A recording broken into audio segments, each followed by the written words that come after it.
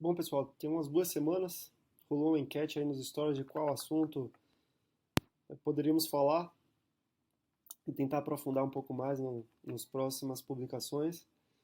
E um dos mais votados foi cálculo renal. Muita gente tirou dúvida e fez perguntas sobre. E aí essa semana surgiu um caso interessante de um amigo meu que tem cálculo de repetição e não é médico nem nada. E aí veio com a dúvida, cara, todo mundo fala que é alimentação, toma água e não sei o quê, mas minha esposa não tem cálculo e eu tenho cálculo.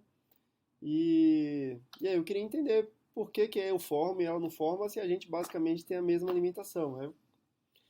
E aí eu achei que esse poderia ser um bom gatilho para a gente aprofundar um pouco. O tema de litíase urinária é bem vasto, então temos vários tópicos que poderíamos falar, mas esse eu achei interessante até porque é uma dúvida recorrente.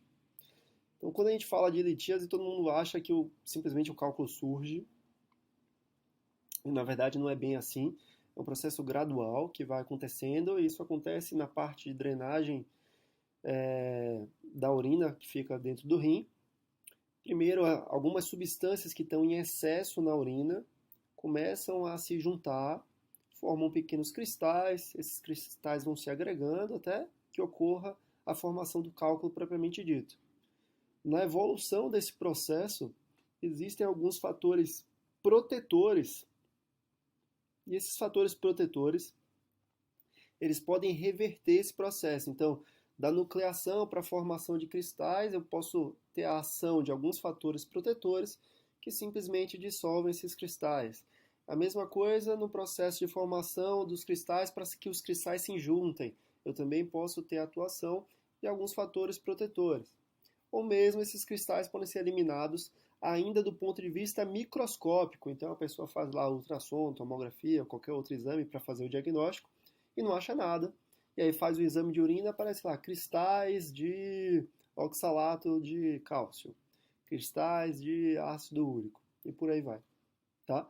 Nem sempre dá tempo de ocorrer a formação do cálculo propriamente dito. Então, para que ocorra a formação do cálculo, é preciso que tenha uma substância em excesso na urina e que eu não tenha uma substância protetora para diminuir a agregação desses cristais, tá? E isso, para algumas pessoas, está relacionado, sim, com fatores nutricionais. Então, a dieta da pessoa contribui com a formação do cálculo. Mas existem outras causas, então tem fatores anatômicos, e isso é fácil de explicar.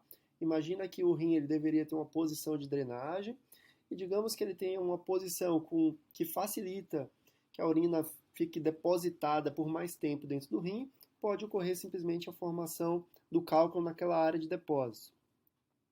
Ou simplesmente algum fator metabólico. O que é isso? Existe uma tendência familiar de colocar uma concentração maior de cálcio na urina, ou a pessoa tem um excesso de ácido úrico no sangue e esse ácido úrico acaba sendo eliminado para o rim, fazendo a formação do cálculo. E aí seriam outros motivos que não fatores relacionados diretamente com a alimentação. A alimentação vai contribuir? Vai, mas ela simplesmente pode ser um fator menor comparado com os outros motivos. As substâncias que estão mais relacionadas com a formação de cálculo é um excesso de cálcio na urina, um excesso de oxalato, ácido úrico ou a ausência daquele fator protetor. Então, idealmente, a gente faz uma análise metabólica do paciente para saber qual é o fator que está desencadeando a formação de cálculos. Não é todo paciente que precisa fazer investigação. Então, a pessoa teve lá uma cólica renal, botou uma pedrinha para fora, não tem mais nenhuma pedra, esse não precisa mais investigar. Agora, se ele tem múltiplos cálculos no rim, se ele já fez várias cirurgias, se ele tem uma história familiar de pai, mãe, irmão com cálculo, se faz uso de alguma medicação ou tem algum problema de saúde, essa pessoa precisa ser investigada.